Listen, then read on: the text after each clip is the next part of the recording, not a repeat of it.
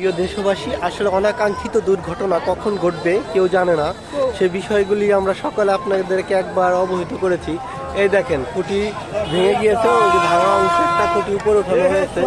এখন এখান থেকে এই খুঁটিটাই দেখেন, এই যে নতুন খুঁটি দিয়ে এই যে কাজ সম্পাদন করতেছে।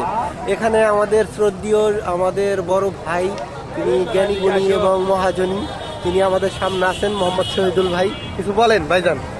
বলার কিছু নাই, খুঁটি ভেঙে ফেলছে, এই জন্য এখন পল্লী বিদ্যুতের সার্ভিসটা কেমন? ভালো ভালো ভালো, অনেক ভালো। খালি অন্য লোক ভালো না, পাবলিক ভালো না, লোক ভালো।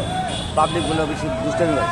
পাবলিক এরকম থাকবে, আসলে পাবলিক ফাংশন, কেউ ভালো বলবে কেউ খারাপ বলবে, এ নিয়ে মন খারাপ করার কিছু নাই। এ সম্বন্ধে কিছু বলেন। দাদা বলেন, দাদা বলেন।